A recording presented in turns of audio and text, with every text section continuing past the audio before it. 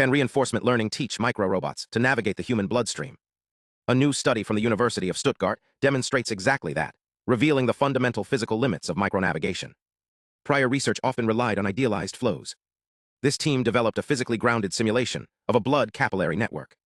They integrated lattice-Boltzmann hydrodynamics to capture realistic branching flow fields, explicit red blood cell dynamics modeled with Weeks-Chandler-Anderson potentials, and anatomically derived geometry.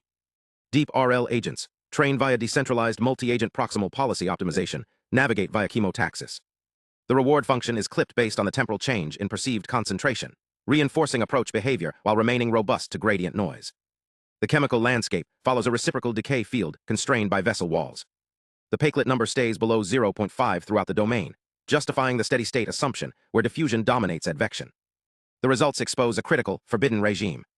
By mapping robot radius against swimming speed, the researchers found that small, slow colloids cannot succeed.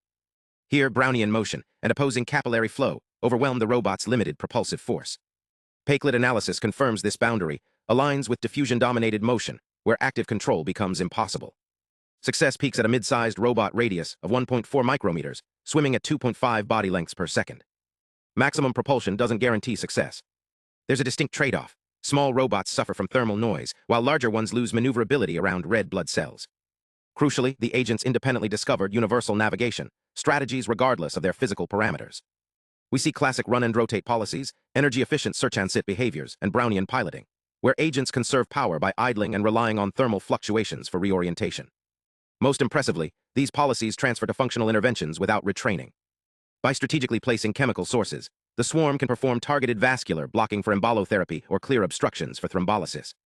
The system achieves near-complete flow restoration, returning the capillary to healthy baseline levels.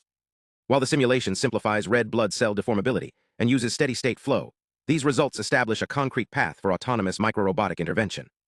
RL can discover robust, energy-efficient control strategies, ready for the complexity of in vivo environments.